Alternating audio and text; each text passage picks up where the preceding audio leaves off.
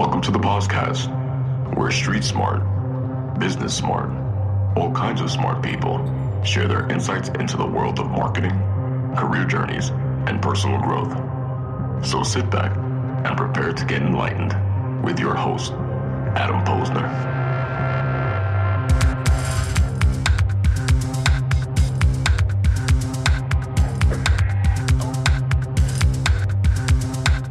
Hey, everybody, and welcome back to the podcast, where I bring you the best and brightest from the world of business, marketing, and personal growth to help you harness your inner tenacity and drive your career forward. Tribe, I am excited to introduce my guest today, host of Pirate Broadcast, Mr. Russ Johns himself.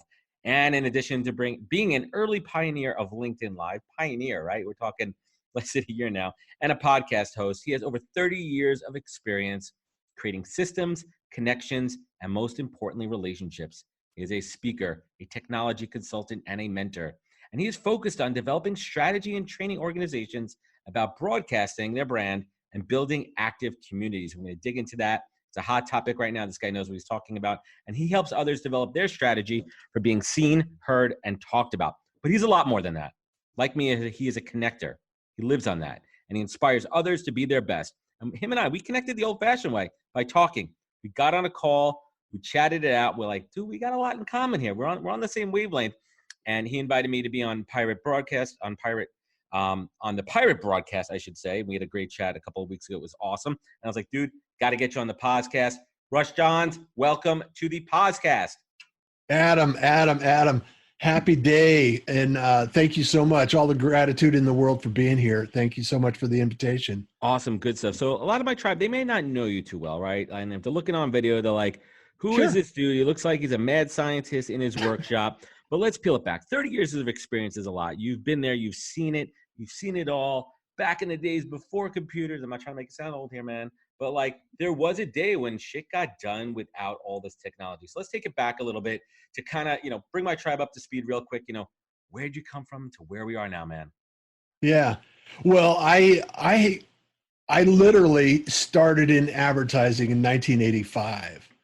And if you recall back in 85, for those of us that are vintage enough to go back to 85, the housing market, the construction, everything was kind of in the tank. And I was actually a musician. I played music and I was a drummer. And I got involved in outdoor advertising as a result of because I always grew up in construction. I was involved in the construction field and building and things like that. And I always did that on the side. And my side hustle was construction as I was a musician to, keep myself out of trouble. And, but the thing is in 85, things went south and I just needed something. And a buddy of mine says, hey, we need some help in the advertising business. So I went and ventured down in there. And why not try it? Right. Nothing else. Yeah. It's like, shot. Yeah. And then in 87, I fell 3 stories off a billboard. Oh man. And shattered my arm. I grabbed a hold of the ladder on the way down, broke 8 rungs of aluminum ladder on the way down, slowed me down, And my drumming career was a little bit, delayed, changed a little bit. And after 2 years of rehab and reconstruction and, challenging circumstances, they saved my arm. And so I went ahead and that got me into technology. So I became the safety director for the company. So you couldn't be out in the workforce. So like, let's put you behind a desk and they made you the safety guy. Yeah. Like this guy knows the opposite of safety and he learned the lesson the hard way. I know exactly what gravity can do. So yeah, speaking from experience, right? I mean, life is, life is a series of experiences we learn from, good or bad. The challenges are the lessons, it's really part of the equation. It's like when you look at it from an experience and education perspective, it's a lot easier. It's like, okay, that didn't work out exactly the way I anticipated. And you have to really think back on, those times that you were like, because I've been in some dark times, man. I mean, it's like when you're going into surgery and you think, I may not come out with an arm. Right. That's crazy shit. Yeah. Or when you're actually falling 3 stories and you're thinking, well, that's been great. That's it. Yeah. And it's, you learn to appreciate the gift of life. And I think that's really why I use the hashtags kindness is cool, smiles are free all the time. And I really truly do mean that. It's one of those things that I believe in 100%. And that comes through, man. So 1986 advertising market, you took a fall. Now you're behind a desk, right? But you're in the industry, man, working safety there. How did technology kind of come into play there? And bringing everyone back there, think about technology in 1986, man. I mean, we're talking DOS prompt, green screen, Yeah, early Commodore 64s there, these big mega behemoth printers that took up a whole room there. So how did technology start to play into your life? well, I'll tell you, I'll walk you down the path because it's fascinating to me is that as in 1985, fall protection programs and OSHA and all that stuff wasn't quite what it is today. And so I was directed to write fall protection programs, a safety program and everything else for national organizations. And so I proceeded that. And in order to do that, I needed to have word processing, formatting. So I started learning computers and I got on the computers and I started learning. And then a project came up as I was finishing that. A project came up and they were on an IBM System 36, an old mainframe, mid-frame is what they call it. And half a conference room. Yeah. And they were going from mainframe to client server. So I said, hey, that sounds like something I want to do. So I self-taught myself. I taught myself Word. I taught myself Excel, Windows, NT, server management. And then I became the safety director. I changed from the safety director to be the IT director. Wow. So I transitioned to IT and then built out the network. And I was working for the Seattle Sonics and radio and television broadcasting and outdoor advertising for the Ackerley Group out of Seattle. And I did that, and I worked my way up to the corporate ladder until they were acquired by Clear Channel in 2002. So, were you always on the technology side, or you doing any creative? Oh yeah, I helped actually convert the billboard industry from hand painted billboards into large format printing, and some of the creative processes that went through that, the tools, the acquisition, the bandwidth, and all of those things that allows people right now to actually do digital the massive printing that they're doing, advertising. Yeah, so all the kiosks, all of the things, the advertising. I was actually part of a program that schedules all of those things in 90% of the world is this program that we worked on for a couple of years to develop the scheduling program for the industry. So all the bus sides, the kiosks in the airport, everything, the billboards, changing, all the interactive stuff. Yeah. It's like, how long did it go up? Who saw it? What's the traffic? All of that stuff. So you had the metrics on it as well. You had the measurements. You're able to really, get the ROI on that. That's crazy. So looking back, I mean, listen, you've been tech savvy, since the dawn of time, right? Like you've always been about that. So when new platforms come out, for example, LinkedIn Live and all that, you were an early adopter and you knew that you had to test and learn, experiment, and really be at the cutting edge. Oh, absolutely. So let's jump back a little bit there too. So, you have your career there. When did you decide to say, you know what, I'm done with corporate America, time to go out on my own and do my own thing? Well, after 2002, I actually ended up getting divorced, and 18-year marriage and 15-year career kind of evaporated about the same time frame. Right. And so I took a sabbatical and went through, and I started a company. That's about the time when I started Next Step Next, which is the agency I still have now. And the whole idea, then I started taking people who were doing web development, and I would do projects. I did one for the state of Washington, these large database projects, and I would just bring people together and then manage that as a project. And so the creative process was always part of it. And then I started doing web design and building websites in 2007, around 2006, 2007. And then I was still doing music and creating music on technology for radio stations and commercials and things like that, and short indie films. Cool. So that kept me in the music industry and the technology field. So it was a kind of crossover. And so I did that until probably 2005. And then I was recruited again to be to manage some projects for another organization, which lasted from 2005 to 2010. So, but yeah, and then you went out and launched your own agency. And what was the premise behind it? I mean, listen, you've worked for somebody for many, many years, and now you're running your own shop here. What was your mission? What was your goal? Who was your audience? Who did you want to work with? My whole goal, Adam, is really focused on, I want to work with interesting people doing interesting things. So and I've started a number of different startups, and help them organize strategy and things like that. And I still have a few in the works right now. And so my whole goal is to bring people together, organize them for projects, and then develop a project and see how far we can take it, then move on. The other side of the equation, though, is like I was doing, like when I was in Houston, I was actually doing, I was streaming live from high school varsity sports to AM radio. Interesting. Yeah. And that was back in 2000.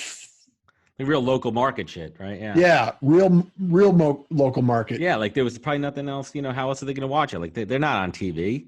No. They can listen to it and follow their kids or follow their, their local team. And that's how I got into podcasting, really, is when I was doing broadcasting. And then I was using a platform called Spreaker that allows you to record live. And then I would pick it up at the radio station and rebroadcast that stream out to the towers.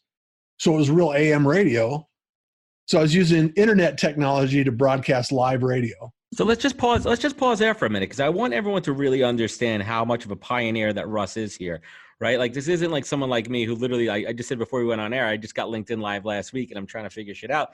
Like Russ gets it, but he's also thinking not just about the technology, which we could certainly dig in a lot deeper to, but thinking about the reach, thinking about the audience, and thinking about how to really get the right message out to people in the right way. So let's kind of pivot a little bit.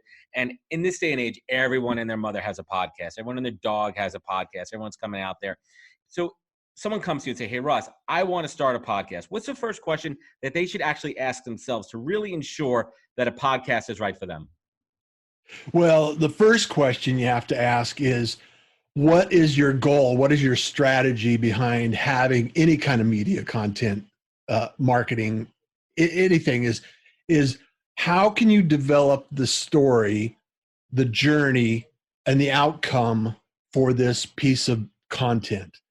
Because when you create content, and I've created, a ton of content, and I love creating content. And a lot of what I do is create content to see what it will do and what kind of an impact I can make on it. So going back to the podcast question, the podcast, a lot of people think that it's going to be a short game and a big win because they invited big guests onto the show, and all of a sudden, that big guest is going to announce that they've been on this podcast, right? And all of a sudden traffic's going to go up, and those sky is going to open up, and angels and unicorns are going to fly around, and life is going to be good. Podcasting is a long game. Podcasting is relationship building. Podcasting is taking your time and having something to say that is meaningful to you, not the people you're interviewing. Yeah, guys, it's so interesting that you say that too, because when I launched my podcast, and you and I've talked about my clear mission here, and I'll repeat it again. My mission here, my network is my net worth, and my podcast is my canvas to showcase folks like yourself, to introduce you to my audience, to tell your story, to add value and add actionable insights, which we're going to get into in a little bit. And I'll be honest with you, man, like I kind of had that misnomer at first where I was like, oh man, I'm going to book a couple of these big name guests early. They have followers. They're going to announce it. And my listenership's going to go up incredibly. That was a swift kick in the junk, man. Yeah. It's been a listen, it's an anomaly to have a couple of these podcasters out there that fly through the roof immediately. There's a lot of luck and a lot of other factors which we're not going to really dig into. People figure it out, they hack the system, they have other promotional ways to do it. Sure. But for the average Joe, right? For the average Joe, it takes a lot of work to build an audience, build a tribe, and build a community. And you've been doing this for a long time. So let's talk about building that audience and community. What are some of your key tips into really building an engaged tribe?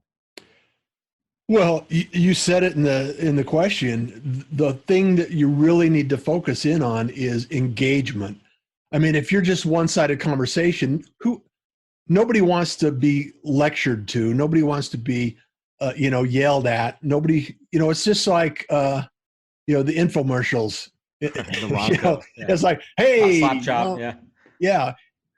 People right now are savvy on social media, and the analogy I use is that you plant seeds, and just like trees growing or your garden growing, it takes patience. It takes you have to water these and nurture these plants and these seeds that you put out there. And there have been literally businesses, Adam, that I've connected with for over a year, almost 2 years. And, it's not a matter of if they need my services, it's a matter of when they need my services. Because I believe two things. Everybody needs to be somewhere on a digital footprint for the real estate. You have to have a presence in order to validate that you're actually in business. Social proof. And then also you have to start creating content that is meaningful and creates value, because all things being equal, the person that's out there producing the results and creating value are the ones that are going to get noticed in the marketplace. Right. The garden is planting your seeds and then watching them grow, and you have to continue to nurture that engagement. You have to engage both directions. Right, absolutely. But what do you say to people? Like, there's a lot of people out there, a lot of these talking heads, a lot of these quote unquote gurus that are saying you need to be posting multiple times on everything, but you need to have something to say that adds value, right? So let's just say you're somebody who may not be a thought leader. You may not have. What kind of advice would you give them to start to build that social presence and start to think of thought starters to really put themselves out there? Well, one good strategy is and one thing that I've seen really work well because of podcasting is think of if you're in an industry, you could think of parallel industries that complement and support each other. Like, say, like a general contractor in construction. If you could bring a roofer on or a plumber on and you talk about the challenges people need to look out for, or like an insurance industry, you could actually talk about what are your risks, what are your liabilities, and things like that. And it's educating people through somebody else's talent. It's like you just need to moderate it, just like you're doing here. You're doing the exact same thing. Adam's here sharing valuable information from people that he's met and engaged with and built a relationship with. And then all of a sudden, it's like you're the resource that are bringing all of this value to the table. So you're going back. And then also, once you have a piece of content, then it's a matter of taking that piece of content, breaking it up in a couple of different formats, and then repurposing that content again and again. So it's all right. It's the pyramid right? model. Yep. Yeah.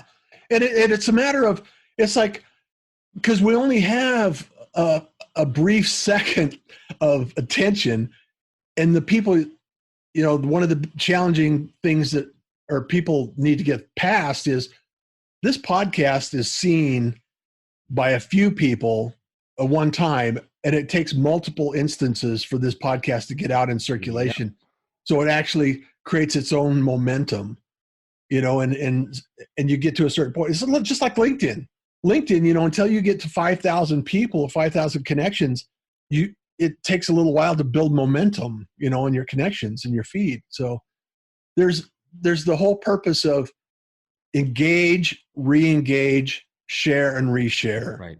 And do it with intention and add value, right? Like, Absolutely. Not to go off on a tangent, man, but like, you see people all over LinkedIn commenting for the sake of commenting, right? Writing like, cool, agree, great story. And what is that doing? right? Like, what is that doing? What kind of value is that going to bring? People fail to take advantage of the opportunity. If you're engaged in somebody who's got a lot of followers and a lot of activity, take advantage of that attention stream to talk about your point of view and add value at the same time, right? Be a thought leader within that. That's what's going to stimulate conversation. I mean, listen, we see it's transparent. When you see people commenting on your stuff or others agree, great story. What is it? What kind of value is that bringing? That's not the right way to do it. No, that's skimming the surface.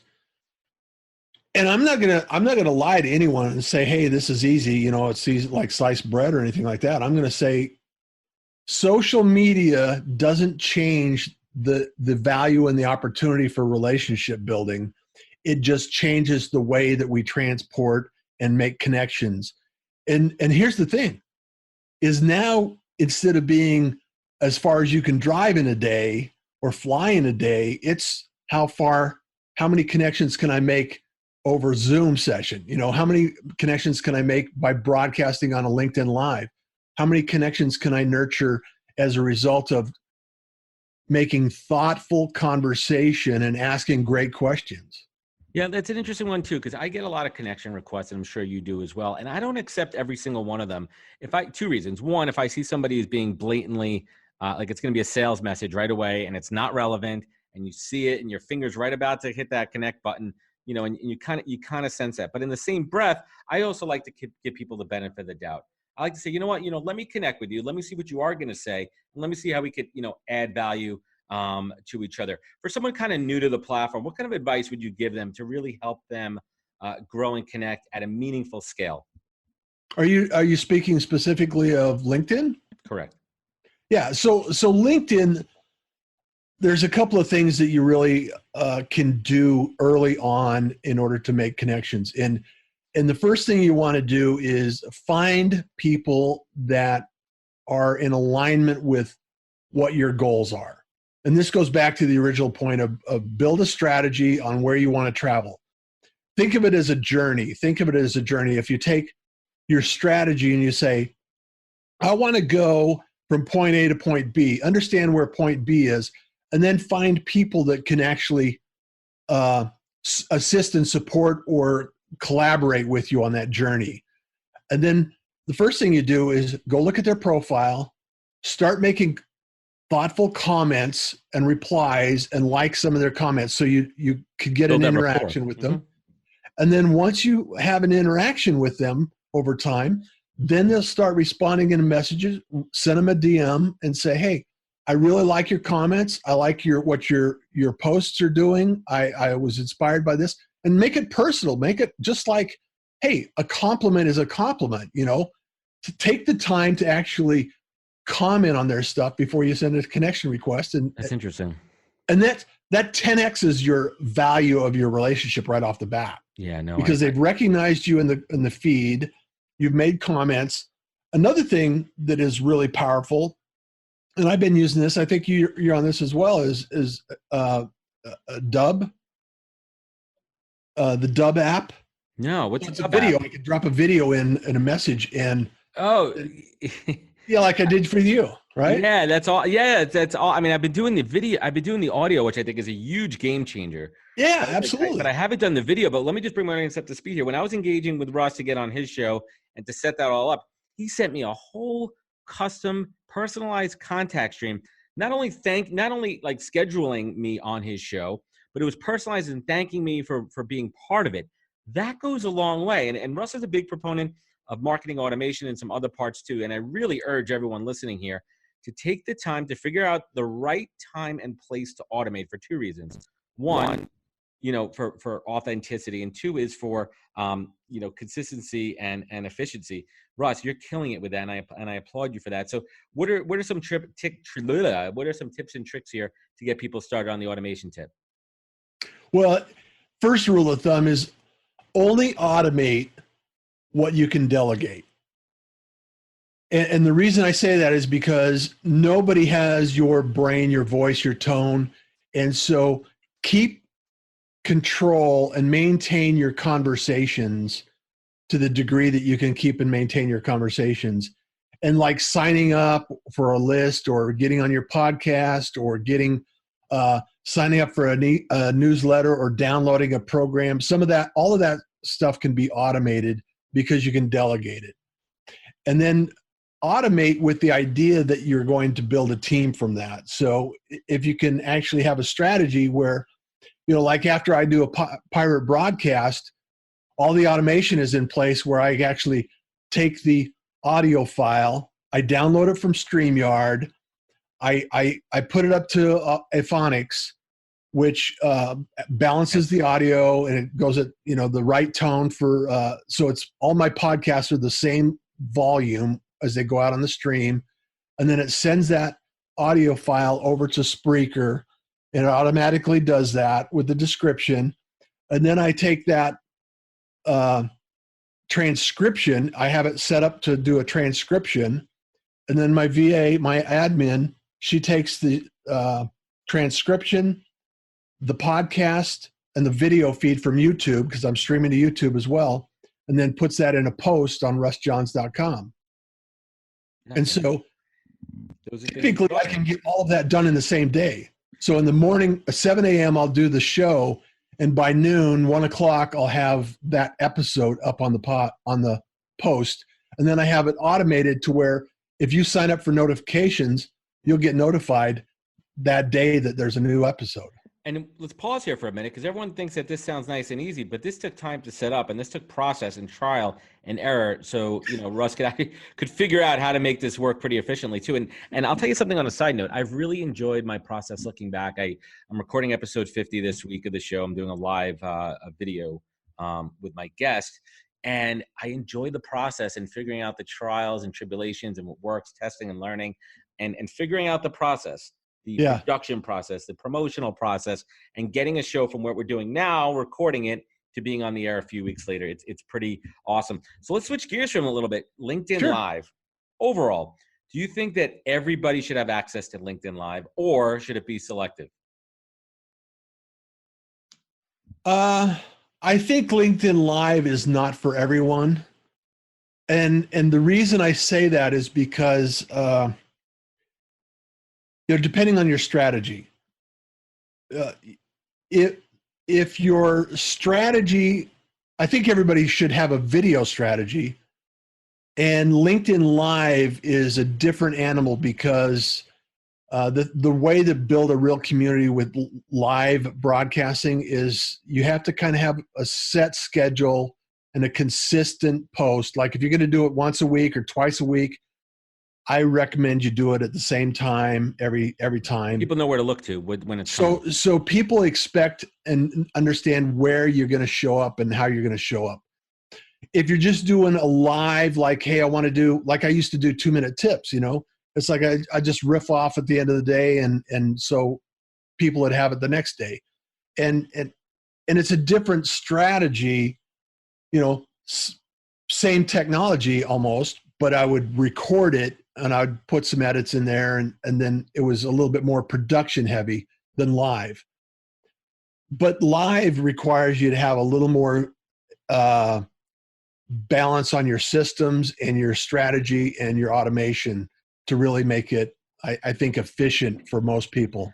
Yeah, I mean, I'm experimenting with it now. I was telling you off air, I'm a week in now, and I'm trying to figure out my plan and my timing. And it's also hard too, because you have to get your guests on a consistent schedule. So I'm kind of winging it right now from a schedule standpoint, but the approach I'm taking is twofold. Primarily right now, I'm going back to my first 50 guests and having them back on for a very impromptu kind of, where are you now? Catch up status. What are you up to? What do you got going on for 2020 planning? And give some real actionable tips on things that they've learned in the past week or two. So that's kind of my approach to LinkedIn Live. So I want to bring it home here with a couple of questions. But first, everyone's talking about personal branding right now, and it's a buzzword, it's an expression. When someone says personal branding to you, what does that mean, Russ? Yeah, I don't.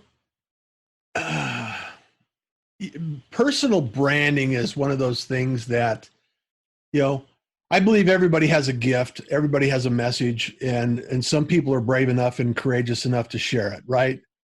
People that are doing broadcasts like this are, you're taking the initiative to actually investigate with curiosity and understand what that gift is, right? The challenge, though, in personal branding is I think it gets a little convoluted when they think outside of themselves.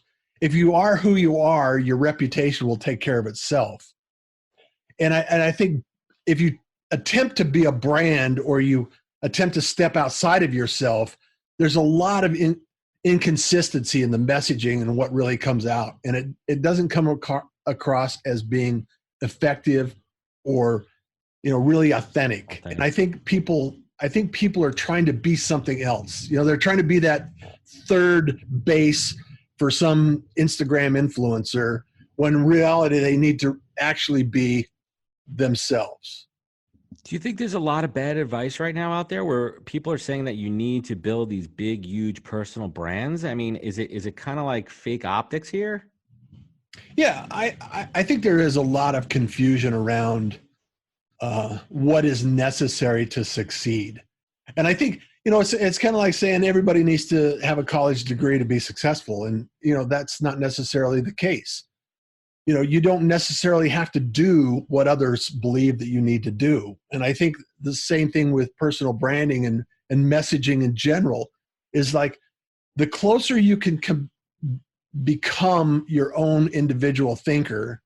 And, because some people like the audio piece of the puzzle. Some people like writing stories and journaling and being out there with words, images, audio, or video. You have a choice. And you don't need permission. That's the beauty of where we live right now. Just do whatever feels good for you. Yeah, you find your voice, and once you find your voice, if you want to broadcast it, then brand authentically. That's a big one. If you want to support others in their journey, help others, lift others up, and you'll always. High tide raises all boats, right? Love it. Yep. So find out what brings you joy and lose time with. If you're doing something in the day, you're thinking, "Wow, I can't believe it's been 3 hours." You're doing something that you kind of gravitate toward. Yeah, you're onto something here. So Russ, you bring a world of advice, and you've been there and you've kind of done that. But what is the single greatest piece of advice that you have received that you take action on daily?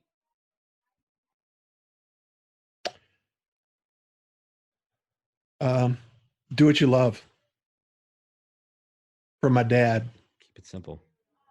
Yeah. Yeah, man. And he's 91 and he has dementia right now, so it's like I'm helping him out. So he helped me out. I'm helping him out. Cycle of life. And what did your dad do for a living?